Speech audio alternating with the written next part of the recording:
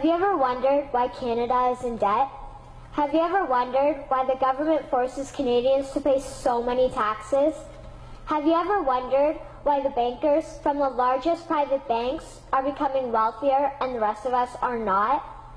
Have you ever wondered why the gross national debt is over $800 billion?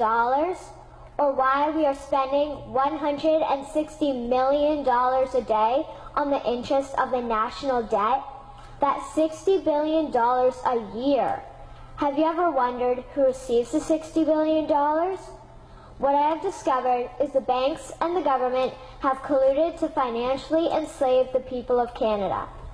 I will share with you 3 important points of reference, which will hopefully spark enough interest and concern for you to continue the research on your own and to engage your government to stop this criminal act against the people of Canada. First, we will briefly examine the Bank of Canada. Second, we will see how our banking system works today. And lastly, I will offer a viable solution that we can petition our government to implement. A very little known figure in Canadian history is J.O. Graham McGeer. He was a lawyer, Member of Parliament, and Mayor of Vancouver. His contribution to Canada is probably the greatest in our history. He championed the creation of the National Bank of Canada, whose sole purpose is to create and manage Canada's money. It was formed on July 3, 1934, and owned by all Canadians. Until the 1970s, because of the Bank of Canada, Canada's national debt was held at a constant, manageable level, until the government decided to implement what we now have as our modern-day banking system that is robbing the Canadian people. So how are they robbing us? Allow me to explain how our private banks and government work today. First, the Canadian government borrows money from the private banks.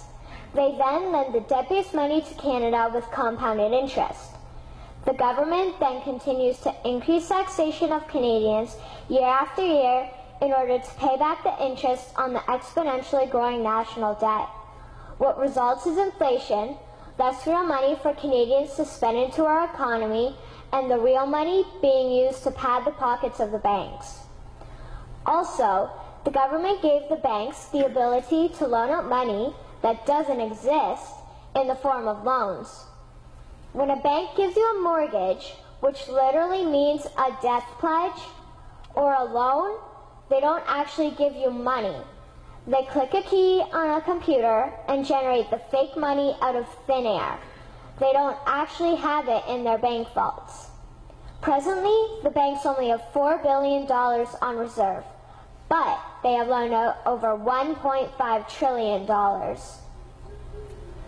To quote Graham Towers, each and every time a bank makes a loan, a new bank credit is created. New deposits, brand new money. Broadly speaking, all new money comes out of a bank in the form of loans. As loans are debt, then under the present system, all money is debt. What I find interesting is even Jesus, in Matthew 21, drove out the money changers in the temple because they were manipulating the currency to steal money from the people. The private banks are just like the money changers in Matthew 21. They are defrauding and robbing the people of Canada, thus their freedom, and they need to be stopped. How should the banking system work? In an infamous interview, Mr. McGeer asked Mr. Towers, "Can you tell me why a government with power to create money should give that power away to a private monopoly and then borrow that which Parliament can create itself back at interest to the point of national bankruptcy?" Mr. Towers replied, "If Parliament wants to change the form of operating the banking system, then certainly that is within the powers of Parliament. In other words, if the Canadian government needs money, they can borrow it directly from the Bank of Canada. The people would then pay fair taxes to repay the Bank of Canada. This tax money would in turn get injected back into our economic infrastructure and the debt would be wiped out.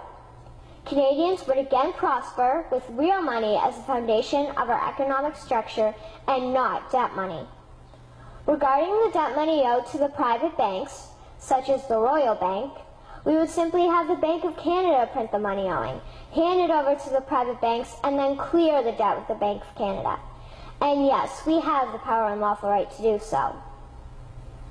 In conclusion, it has become painfully obvious, even for me, a 12-year-old Canadian, that we are being defrauded and robbed by the banking system and a complicit government. What will we do to stop this crime? What will we do to ensure that the next generation will live free and clear of the debt-based economy that enslaves them to the banks? Margaret Mead said the following, and I hope that all of you remember this. Never doubt that a small group of people can change the world. Indeed, it is the only thing that ever has. Thank you.